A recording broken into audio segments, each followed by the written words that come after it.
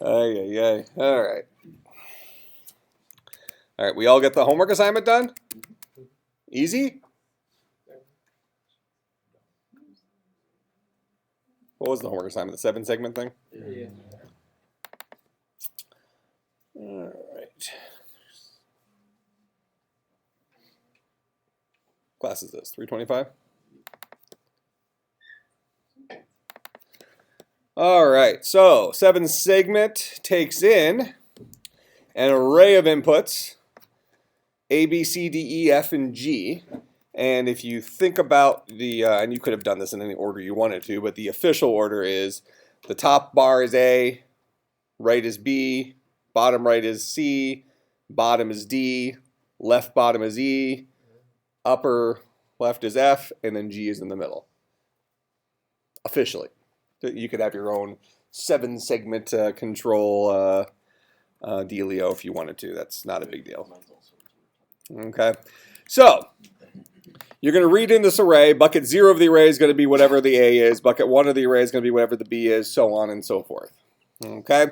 Now, right now in our display, we're creating a 10 by 10 grid. And so the top would be 10. The right would be 5. The bottom, maybe you have the top right be 4. Bottom right be 4. Bottom be 10. Left bottom would be 4. Left top would be 4. And then the middle would be 9 maybe. Do 10. Doesn't really matter as long as it looks close.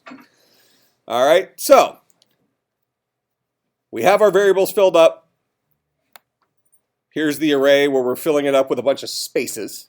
So it's empty grid initially, empty segment. What we might do is we might decide, well, here, let's just write it first, and I'll move a couple things around. And then what we're doing is we're going through and we are setting up some outputs. Okay? So what I'm going to do is we're going to just have a bunch of if statements in here. So if this dot A, which is an int, is equal to 1, then we're going to turn A on, right? Okay, so A being the top segment, so maybe we decide A is going to be 8 in the middle instead of 10. So go from bucket 1 to bucket 9 of row 0. So turn A on, and I mean that for you, Abe. Huh? Yeah, Abe. Abe, yeah, that's right. It's a euphemism. What was I talking about? Oh yeah, what was that quote that? Give it to us raw and yeah. wiggling. Yeah, this boss that we're fighting in the game, the butcher. During the fight, he's like, "Give it to us raw and wiggle it," and wiggling. Yeah. It's like I don't know, creepy. All right, so to turn A on, we're gonna for int I is equal to, and we'll hard code this. Think about it in hardware; it's probably going to be hard coded. So I equals 0, I is less than 9, I plus plus, and we'll say output at row 0, column I is equal to a dash. Okay, so that's how we turn A on.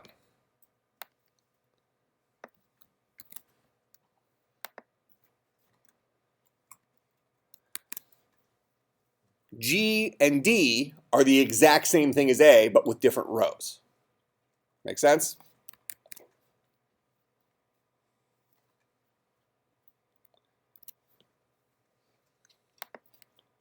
So G is going to be row 4, kind of the middle-ish.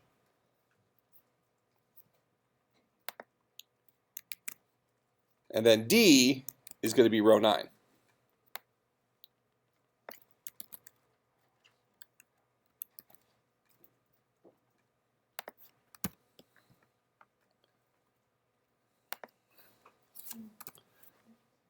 Okay, so that's for our horizontal lines.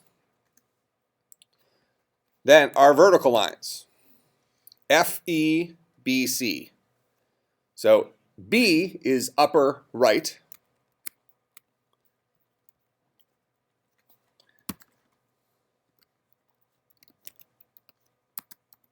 So if this dot B is equal to 1,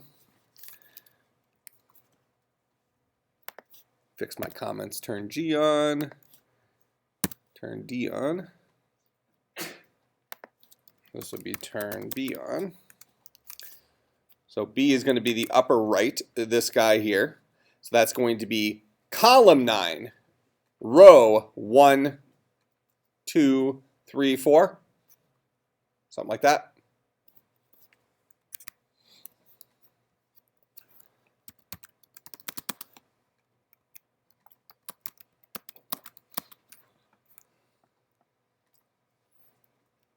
We'll say 5 in this case. So we'll say output at row I, column 9 is equal to a horizontal bar. I'm sorry, a vertical bar. So that's turning B on, which is the upper right. C is lower right. Column will still be 9, but we'll start at 6 and go less than 10 to get the bottom half. So that'll be bucket 6, bucket 7, bucket 8, and bucket 9 for that right. 6, 7, 8, 9. And actually, to make it look right, it should probably be 6, 7, 8, and this one should be 1, 2, 3. If you want to make it look correct. Doesn't really matter, but we'll make ours less than 4 here and less than 9 here. Doesn't matter. It's all just how it's going to look. We're going to have little spaces between here. Is it going to be solid blocks? Okay. So that's C. Now we do E and F.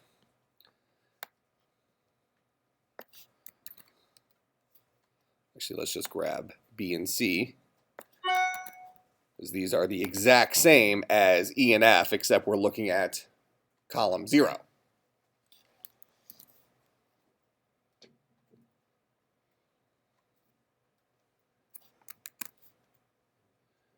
EF, or FE, I guess is the order we're going to do it in. So F will be column 0, 1 to 4. E will be column 0, 6 to 8.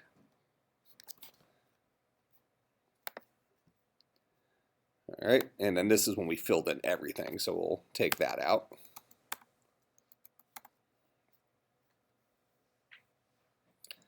All right, so we have A, we have B, we have C, we have D, we have E, we have F, and we have G. Okay. And then we should have a driver somewhere in here.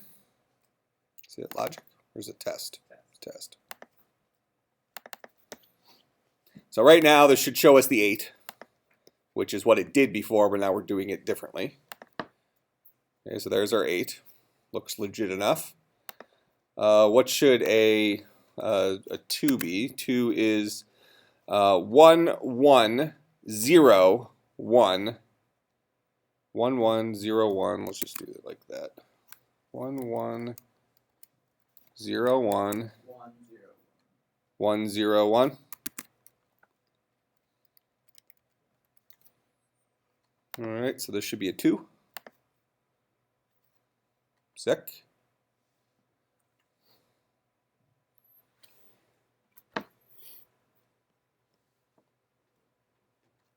Make sense?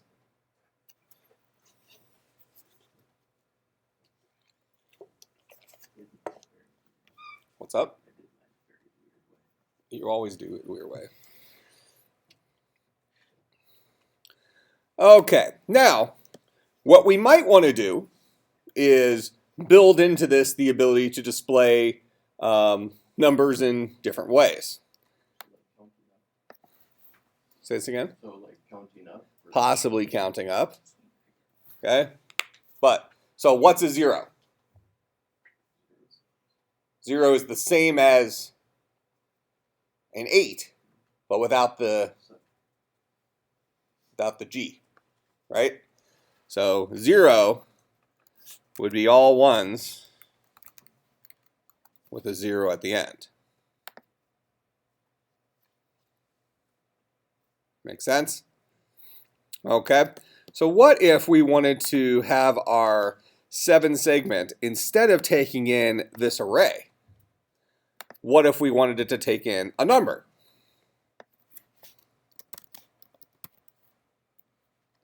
And then fill our array with the correct things. How would you solve that problem? How many different digits do we need to support? 0 to 9. Well, can we create our string 0 is 0, I'm sorry, it's 1, 1, 1, 1, 1, 1, 1, 0. Is that 0? And then couldn't we say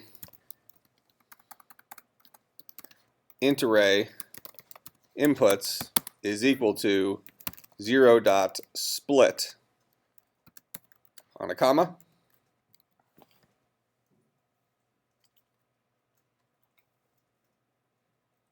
Oh, that's going to give us a string array. That's fine.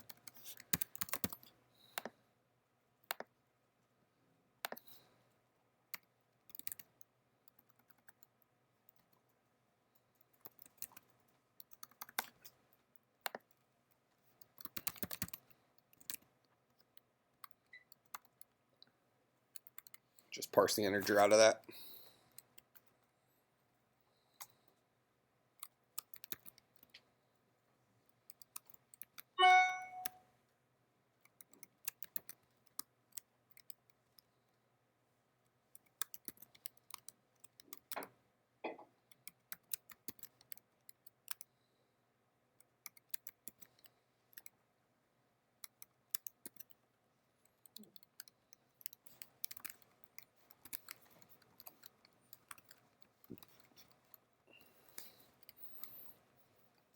Okay, so that would be for our 0. So if I passed in a 0 here, we would say if num is equal to 0,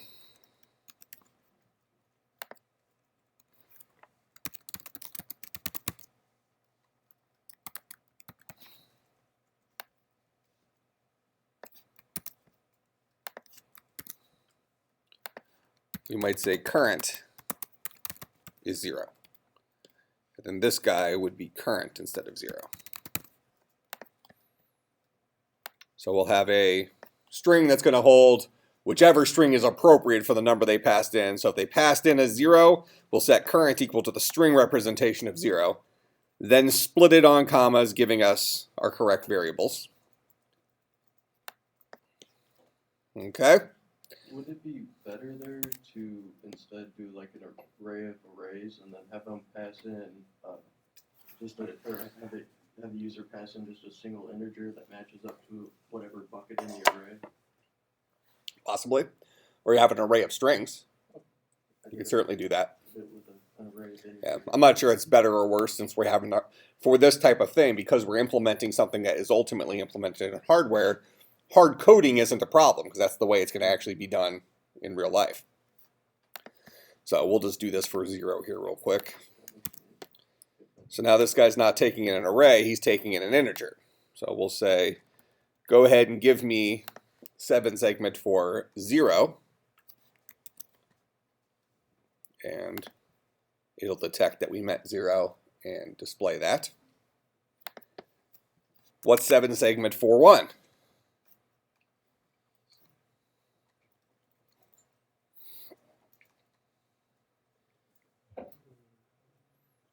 Guess you could make a choice. You could either say BC or FE.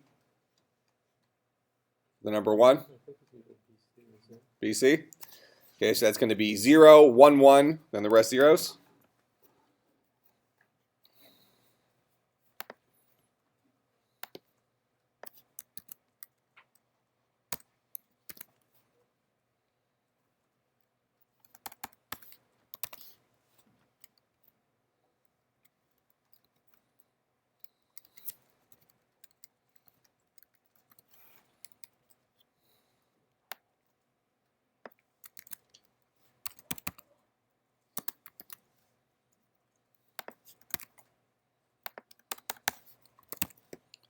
So else if num is equal to 1, we'll get our current is equal to 1, and then we'll still split on current. So now I can pass it a 1, and it should show us a 1. So on and so forth. All right, so kind of makes sense. Software version of a 7-segment display. And keep in mind, you look at an alarm clock. An alarm clock is made up of a bunch of 7-segment displays. So if you were building that alarm clock, you'd have a display of 7-segment displays, or maybe more. Some of this is actually implemented partially in software now. You usually get LCD screens or LED screens. And then LED screen is a mapping of either 7-segment displays, which was how it was originally done, or now it's kind of a grid. So it's a bitmap of LEDs, where you can then just paint whatever you want on it to give the interesting pictures and stuff like that. Okay? So it's LEDs like a modern day light bright. How many of you never had a light bright? All of you had light brights? Do they still exist? Yeah. At least last time. Last time we went shopping for my nieces and nephews. Okay. So let's talk about the final.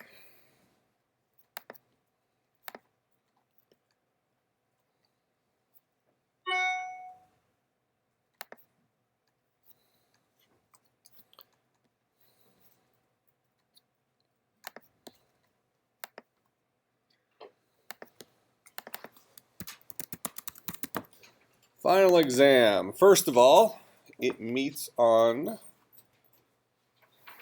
is it Thursday?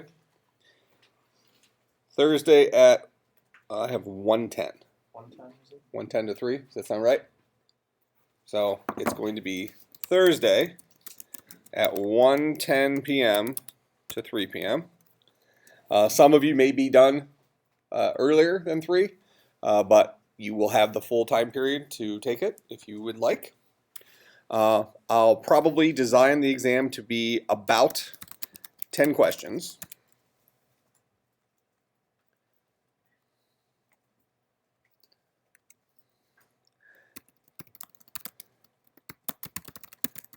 There will be no programming on the exam. No programming on the exam. In this class, we use programming a lot to explore the different concepts, but this class isn't a focus on programming. So most of the exam is going to be convert some stuff, add these numbers together, deal with bases, that kind of stuff. Okay, so about 10 short answer / essay type questions. Now what I'm going to do is I'm going to go through our slide set, and I'm going to tell you which things that I think are relatively important. And this is going to be kind of the process I go through when I write this exam. So if I come across a slide here that I say is important, there's a decent chance it's going to find its way on the exam. More importantly, maybe for you, the things I say are fluff, I'm probably not going to turn into a question. So you can kind of focus in on what to study for. Okay? So we'll go through the slide set, and then we're going to look at the last couple of chapters we dealt with in the book. And I'll tell you what things I feel are important out of there, because some of those didn't make it into slides. Okay, well, what is hardware? Certainly fair game, but I doubt I'd ask such a giveaway question on the exam. At this point, I expect all of you to know what hardware is. Should programmers care? Obviously, we should. Analog versus digital signals certainly could make an appearance on the exam.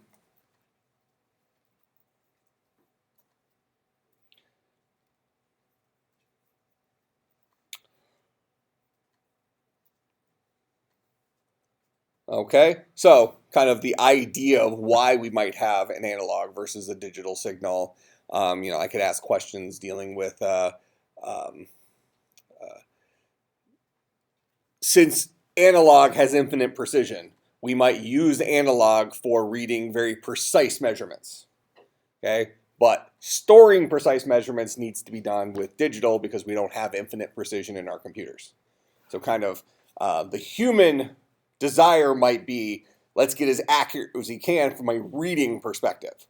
But the reality is that we have to store that value, we have to store it digitally. So kind of we have a need for both. Okay, and that comes down to the representation of it.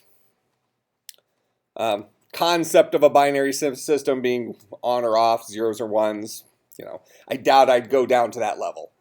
I'll probably err on the side of, I'll probably ask a lot of mathy questions. Convert this number from base 1 to base 2, that type of stuff. So very much like our last, those 2 homework assignments that had a lot of conversion stuff. Go ahead. How does base 1 work? Huh? How does base 1 work? It actually does work. It would just be number of, it'd be like tallies. Yeah, it's just Tally mark. counting. It's keeping track. And what are the legal digits in base 1? Just 0. Base 2 is 0 and 1. Base 3 is 0, 1, 2. So it would just be how many zeros do you have? Does exist. How many zeros do you have counting in base 1? I should make the exam 2 questions. First page is an essay. And then then on the back, you flip it over for the second question, but you're not allowed to flip it until you finish the first one.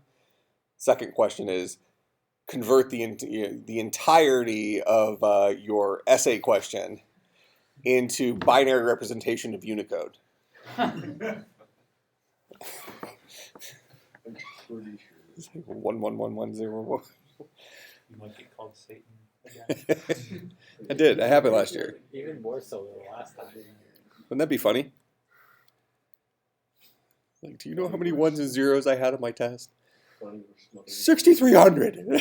6,300 ones and zeros. For a short answer question. Yeah, I mean, if you had, what's an average? So an essay question might be, Short can't hold that many though. 200 words, let's say, something like that. So you have 200 words, and how many letters per word on average? 6. Okay. So we have 1,200 letters, and each of those letters is going to be 16 bits. That's 19,200 zeros and ones to represent a 200-word essay. About That spaces. wouldn't even fit on the back of a piece of paper. Spaces and other 200 Yeah, space, we got to throw them in there. Yeah. 200 tries. Plus punctuation in there. That's true. Unicode. Mm-hmm. That's when you bring the video camera to see what the students do, like halfway through. Like some of them will be eating it, tearing it up. There's the odd one that just starts it on fire. You know how I've told the joke before that you get extra credit if you sign your name in blood? I had a student last year who brought a pin.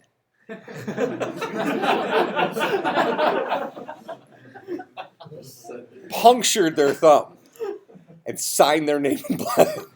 Did they get extra credit? I didn't even grade his test, I just gave him an A. That's commitment right there. I'm not dealing with crazy. Give him like 40 on the test. It's almost as good as the Pepper Kid. Well, the best part was he did it in front of me. He came up and was like, You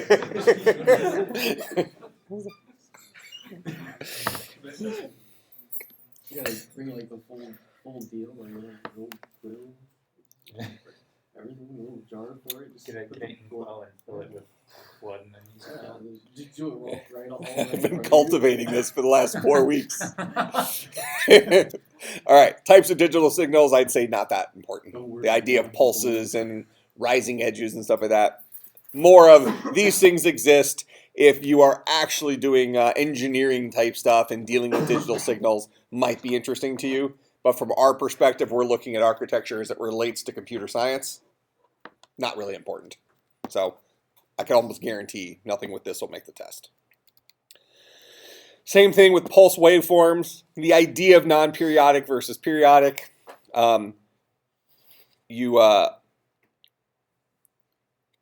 It's interesting only from the perspective that because we would be thinking about things in terms of frequencies, everything would be a periodic pulse. So happens so often. So understand that there's ones that happen on a consistent basis so often and other ones don't happen on a consistent basis. We care about the consistent ones. So I probably wouldn't ask you anything about periodic, and reasonably speaking, any question I ask dealing with frequencies, I probably wouldn't say a periodic pulse of, I would just say has a frequency of so many hertz or that kind of stuff. Okay. So frequency is certainly important. So the idea of frequency, how you calculate it. So understanding then what period is, how often it happens is important. Again, assuming everything's always periodic for us. So period is how often it pulses. We don't necessarily care how long it pulses for most of our arguments in here, but how often is our frequency stuff? So frequency is measured at its baseline in hertz, and the calculation for it is 1 over how often. Okay?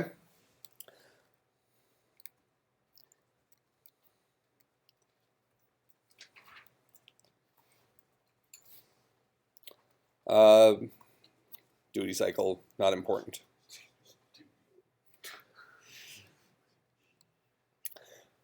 This will probably make the exam. Something with this.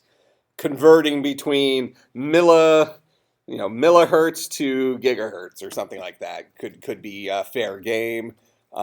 Possibly listing all of them. Kind of just depends on the mood I'm in when I get to this slide and try to come up with a question involving this. Almost guaranteed there'll be at least one question dealing with this.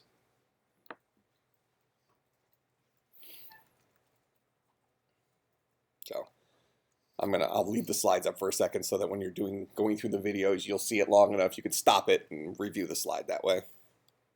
I think the slide set's also on.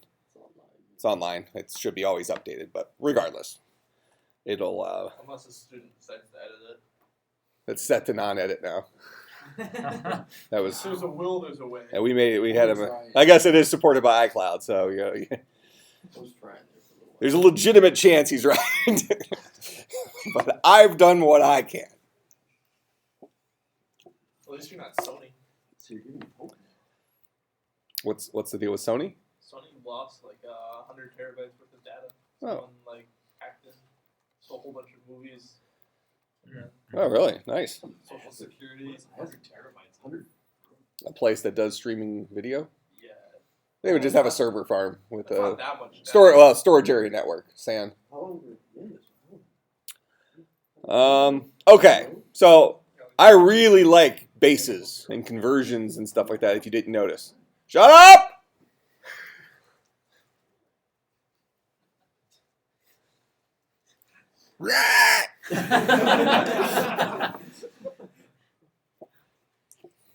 So, how do humans count? The idea of base 10. Why doesn't it work for computers?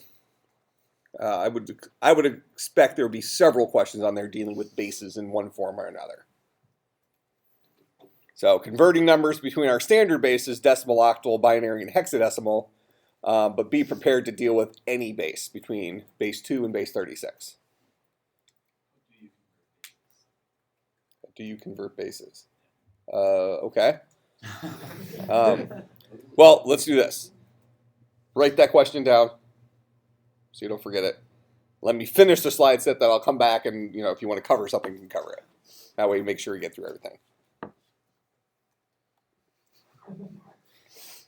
was just gonna ask if we have the right to say aliens if you go past base 36. You can, but you'll have to give explanation. Probably have to detail out the language because you do have a limitation on number of symbols. So we have 26 characters in the alphabet, and then we have 10 digits, 0 through 9. So, Greek alphabet then. well, potentially. I mean, you'll have to define what their alphabet they're using is for. So that's, I just wondered if you want us to go to the Greek alphabet or just say aliens we dumped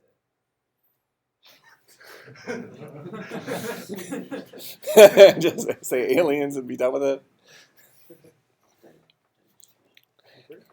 Base 250. Okay, so let's just keep going here. So converting between bases. These are our common bases. So understand base 2 is super common for us. Base 10 is super common for us. Base 16 is super common for us. Base 8 is the alien thing. Super common for aliens. It's 4 fingers on each hand. So base 8. But 14 toes, weird. It is weird. I know. Better go. Per foot. I would have expected like. So base 28 if you're counting with their toes. What's up? I would have expected like maybe 12, 14. Are they really long? So they Mm-mm. grab the Barely even visible, actually. Really? Yeah, it's almost like an oar. What uses that? Anyways, right? Go pop the coffee. All right, so conversion crap. Questions involving Y higher bases. So Y hexadecimal allows us to store larger numbers in smaller footprints, that kind of idea. Concept of nibbles, bytes, words, and double words.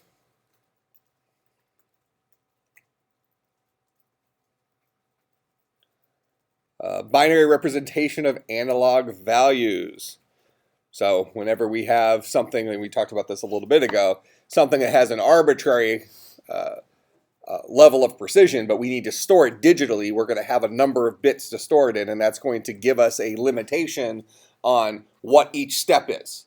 Between this degree and this degree, what is the minimum number of steps we can, the minimum amount of precision we can have between two measurements.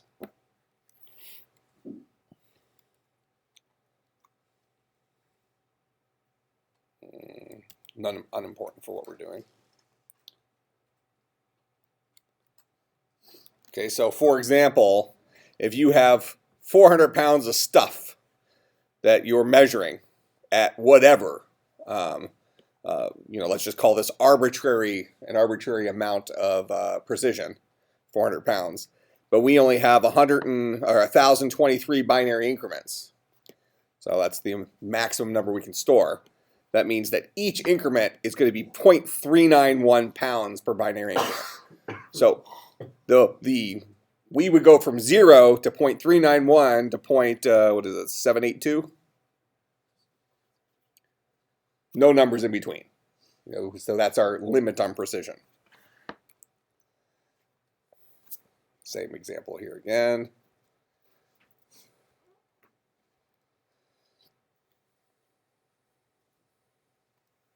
The idea of sampling, so every time we sample a signal, we get a value. How often we sample it has to be relative to what the frequency of it is, so we don't lose data in between.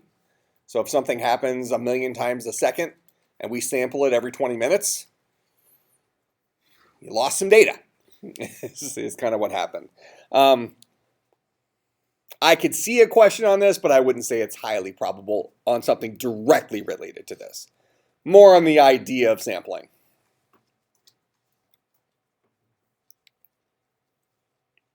I could see something dealing with our screens, dots per inch and resolution and that kind of stuff when we were talking about the smartphone screens.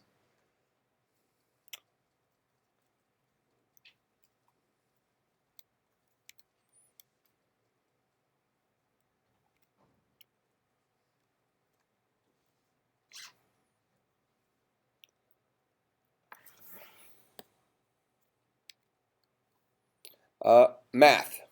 So doing math in any base. Binary math, base 26 math, doesn't matter. It's all the same.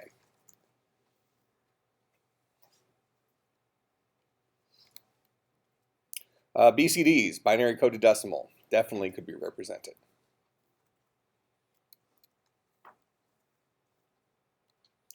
Along those lines, questions like given a certain type of value, phone numbers, for example, like we had in that one homework assignment, what would be the best way to store this value? And you giving me an answer with an explanation. So for instance, a phone number you might store as a binary coded decimal. Just don't need to do math with it. Something like that.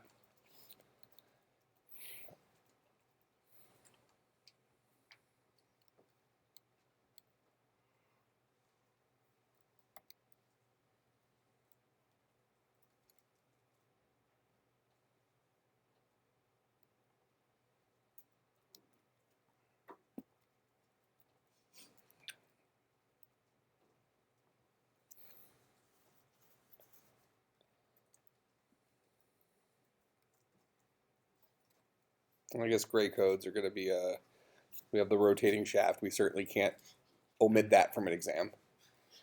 So this is where our gray codes come in, where you don't want to have at most you want to have 1 bit change. So it's not direct binary counting, it's gray code based counting. So gray codes are an alternative counting sequence using only 1 bit change between. So there's an algorithm for it. At a 0 to the left side of the unsigned binary. Should now be n boundaries between the n plus 1 bits. For each boundary, we're at a 0 if the adjacent bits are the same, and a 1 if they're not. That gets you your gray code. Okay? So being able to solve gray codes, as well as tell me why we need gray codes, would be fair game. Potentially, I could have you give a chart for the derivation of gray codes. I probably wouldn't do anything smaller than maybe the 16-bit gray code chart.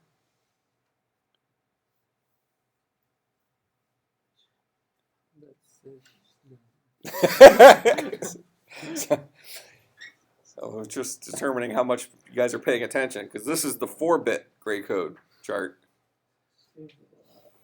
16 bits would be obscene. You might prefer to convert your 200-word essay into binary. Okay. So chances are I wouldn't ask you to do a chart type thing like this, or if I did, it would be a small chart, 3-bit gray code, something like that. But being able to work with gray codes and being able to know how they work, I think would be fair. If I did ask about the 16-bit gray codes, I might ask you what are the last 3, 16-bit gray codes in the chart. So gray codes are unsigned numbers, right? So for 16-bit, that's going to be 0 to 65,535. So it would be the gray code for 65,533, 65,534, and 65,535 would be the last 3. So you write them in binary, add your extra digit, solve the gray code for it. Make sense? So understanding how those work. So if you look at this is the 4-bit gray code. So 4-bit gets us 0 to 16. It's the values that we can represent. 16-bit gets us 0 to 65,535. So if I asked you for the last 3, for the 4-bit, you would give me the gray code for 13, 14, and 15. Make sense? I could see a question like that, rather than having you do the entire chart.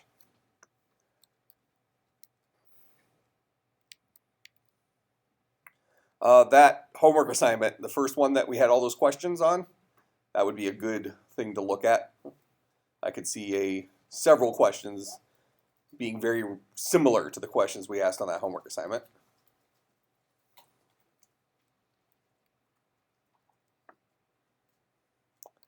Again, addition,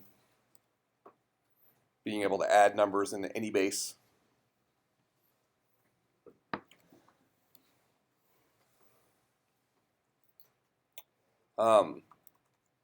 Understanding that adding two numbers requires that the numbers be in the same base as each other. So for instance, I could ask you to add 11011 binary to 327 decimal and give me the result in base 14. Something like that. That would be a fair question. So then you're going to either convert the decimal number to binary or the binary number to decimal, do the math, and then convert the solution to the base 14. Make sense? Binary subtraction also would be fair game. My feeling is I think I would, if I was going to have you do math problems, I would probably err on the side of addition, but definitely the complements. 2's complement and 1's complement are going to be represented. So binary complements.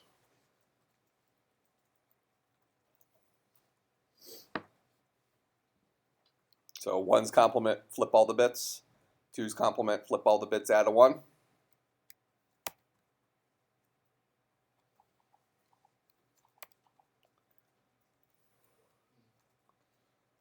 Floating point binary.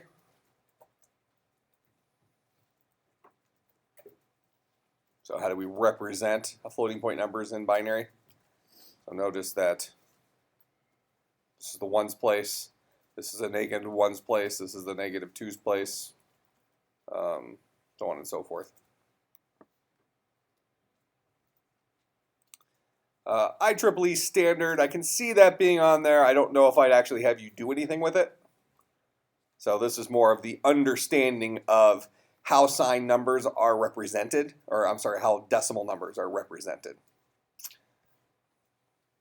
So you have a sign bit, then the exponent part, and then the fraction part. It's fair game for me to ask you a question on this, but just if I'm thinking about it right now, I would probably reserve, I think I'll find plenty of other questions for those 10 questions outside of this.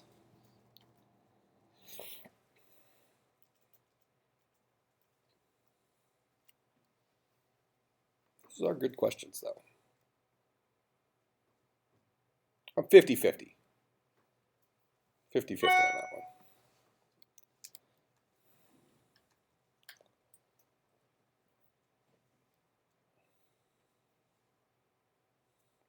Bit shifts, left shift, right shift for dealing with multiplication and division.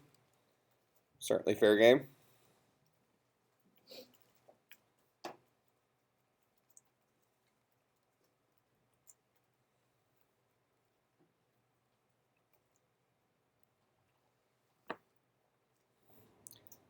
The idea of an overflow. So arithmetic overflow occurs when we lack the resolution to store all the data associated with the storage of a value. Typically, it's the math, the addition of a value. So we have a carry bit, nowhere to put it. It would be an arithmetic overflow.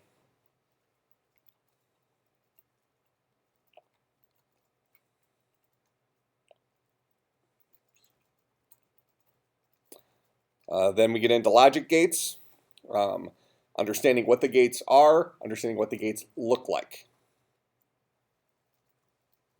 Because I might give you Boolean expressions to look at. I might give you diagrams to look at to actually use the gates.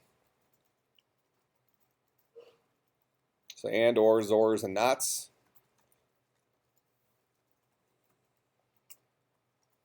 As well as nans and nors, really all of them. Concept of combinational circuits. So these are things that are built in terms of the logic gates, but aren't in and of themselves logic gates. They may have truth tables associated with them, and I would imagine I probably will have a truth table on the exam. So I might give you a circuit and say, give me the truth table for that circuit. So of course the stuff that we skipped will be heavily represented. So at least 7 of the questions will deal with sums of products. The rest are Carnot maps. So, yeah, none of those things will be on there. These are things that are important, but they deal with the representation of circuits rather than designing circuits. So if you've had the software engineering class, these types of things would be similar to the ER diagrams you create. A representation for sharing the design of circuits with other people rather than actually designing circuits rather than the implementation, I guess. Okay, so half adders, full adders, certainly.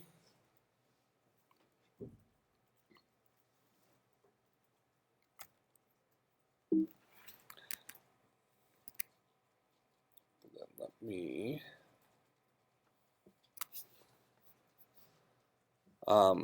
7-segment displays, possible, but I would probably talk about them in terms of a combinational circuit where it's something that has 7 inputs and 7 outputs, right? The outputs go to some sort of LED thing. So just kind of the idea of a digital circuit acting kind of like a method. It has some number of inputs and some number of outputs. Certainly adders are important, half adders and full adders, what the differences are.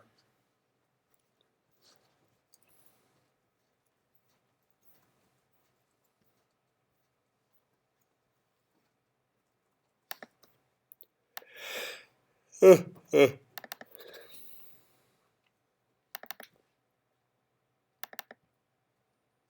see, chapter 7 was our skip. Yeah. Chapter 6 was our skip. Chapter 5. So I already mentioned Boolean expressions, being able to read them.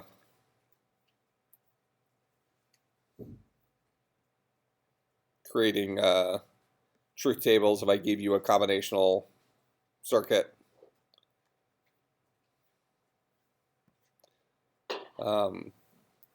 Being able to deal with questions like if I give you 2 circuits, are these 2 circuits functionally equivalent?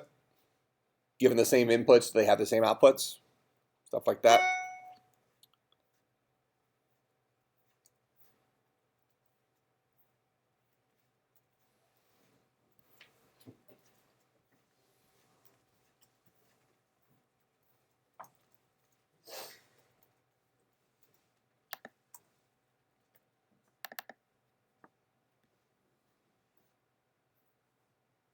So here's what the gates look like. Not gate, AND gate, OR gate, exclusive OR gate.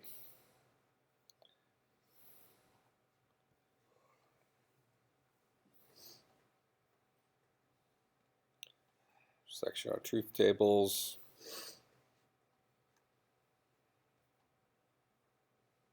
Timing diagrams, not important. Combinational logic, yes, that's important.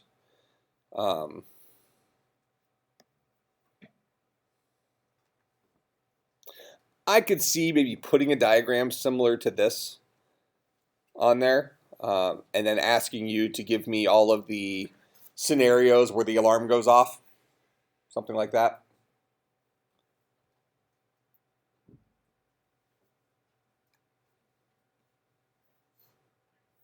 So if you were looking at this one, what are the scenarios when the alarm goes off? When the alarm is armed and any of the other things happen. Yep. When at least one of these things happens and the alarm is armed. That's the scenario. You can list them out. You can say the door's on, or the door triggers, the door and the glass trigger, whatever. At least one of these guys happens and we have this thing turned on.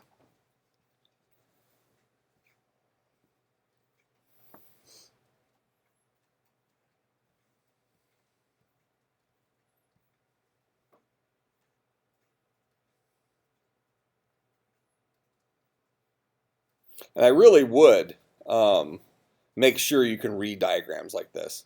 Just as I'm thinking about this, I'm just thinking, oh, it would be cool to just build this crazy, scary looking circuit. Like something that takes up half the page. Just gates linked to gates linked to gates. and then asking you to tell me what the inputs are, or what the output for, you know, maybe there's 5 inputs or something like that. What's the output of this, given these 5 inputs? But then make it so like the last one is an and then each choice. If you Yeah, it's something you just spend like 15 minutes like tracing this crap, you know. Or like in the end, there isn't even an output. Yeah. It just loops back on itself. Infinitely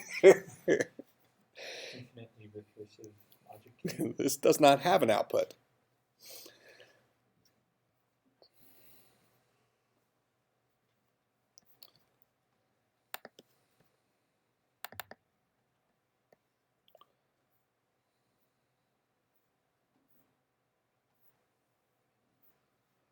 All right, let's see. Anything else we think we need on there? It doesn't seem like very much, is it? Seems like All right, so questions about anything on the exam? You had a question about converting stuff? What do you want to convert? Base 13 to base 27. Base 13 to base 27. Okay. So give me your favorite base 13 number.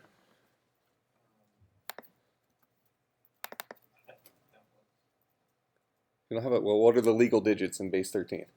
Start with that. 0 through 9, 60, and A, B, C. Indeed. Okay, close enough. Ish. So let's say A4D, base 13, and you want me to convert that to what? Huh? What did I say, base 14? What did we say? That would have been D would have been 10, 11, 12, 13. A, B, C, D. Yeah, but if it's base 13, then Legal digits are 0 to 12. Yeah. Yep. So we'll say C. A4C. And you what base did you want me to convert that to? Base 27. All right. Conjure. It's in the old Dutch. Okay, so we'll have our A4C.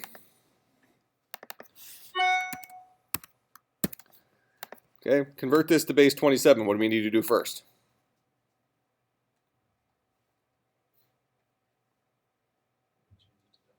Change the decimal. Reasonable. Okay, so this is the ones place. What place is the second place here?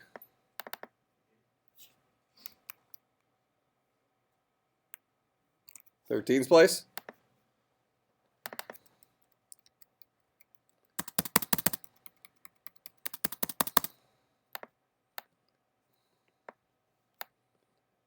This is the ones place. The 13's place.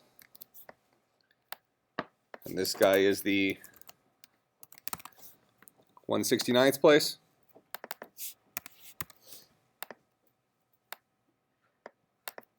Right? Okay. A is the number 10.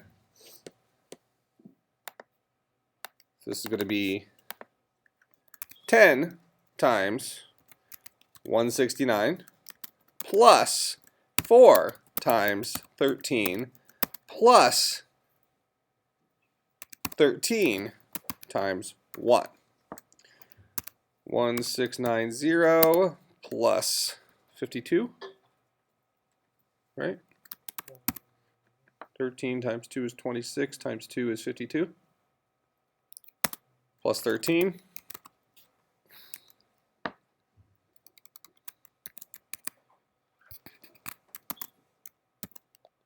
$17.55. So that's $17.55 in decimal. Go ahead. Wouldn't C be 12?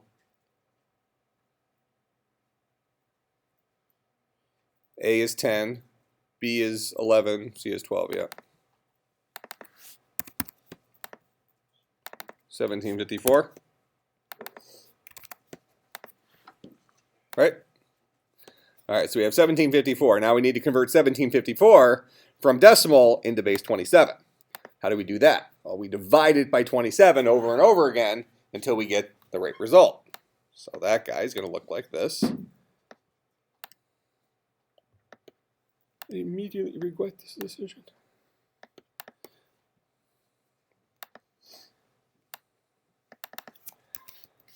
$17.54 divided by 27. 4 divided by 27 is 64, remainder what? So 64 times 27 is 1728. What was my number?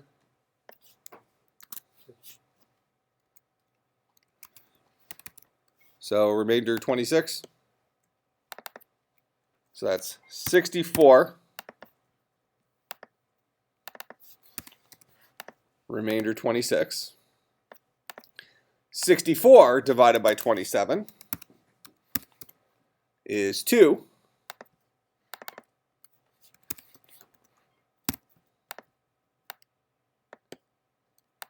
Two times 27 is 54. Remainder 10.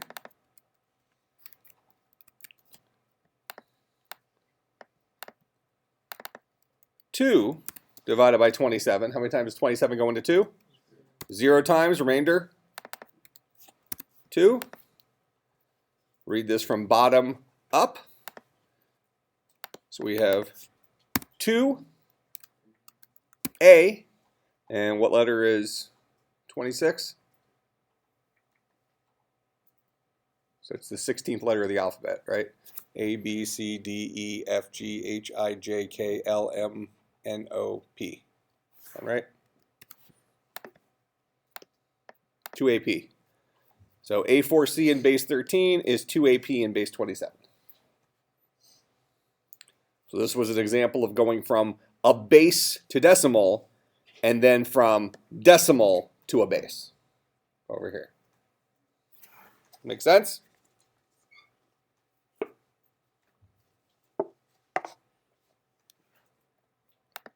What else?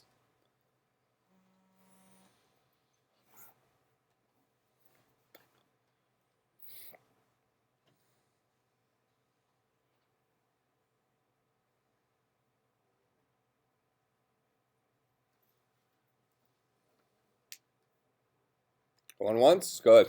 Like on midterm, we had a temperature problem with the analog, and we couldn't figure out that. We did something like that. Okay.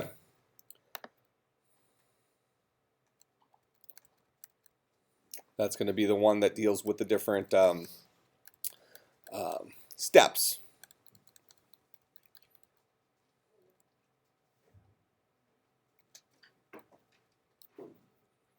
So something like this. If the temperature, actually isn't the next one on temperature? Yeah, here. Here's an example of a temperature one. So let's say that you are measuring something between 100 degrees and 600 degrees. So rather than it being 0 to something, it's a range. So we have a range of 500 degrees. Okay? And we're going to represent this as a 9-bit number. All right?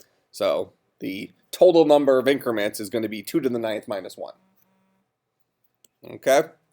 So if we do that, we take 500. What's 2 to the 9th? 2 to the 9th is 512. So that's 500 divided by 511.9784. 9785, whatever. So if you take 500, you divide it by 511, you get the number of increments here. Okay, which is every single degree per binary increment gets you 0.9785. Now, what that means is if we have, let me just create another slide here.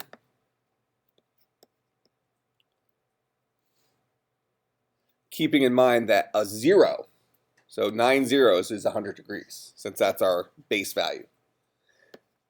A 1 would then be 100.9785 degrees. A 2 would be 100 plus 2 times 0.9875. 101.975 degrees. Make sense? So that number that you have represented in binary is the number of increments you add to the base, which is 100 in this case. I missed it, but where'd you put the knife from? Oh, just in the question up here, does an oven really need to measure 100 degrees? If not, a lower limit, blah, blah, blah. Just somewhere does it say if we're representing it in a certain number?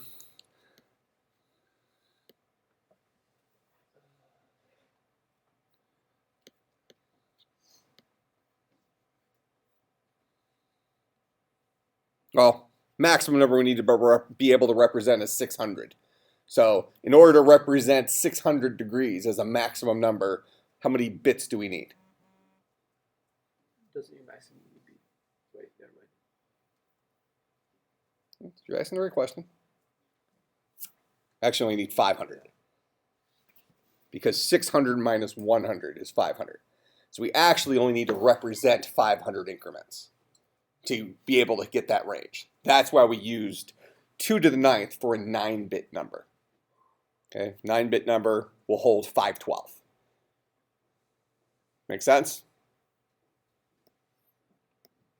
Whereas 0, the reason we subtract 1 here, is zeroed out is a base of 100. What else?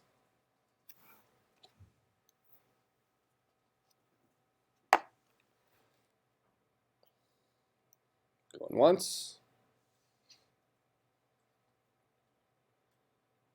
Okay. I will see everybody next Thursday at 1:10. Is that right? All right. See you then.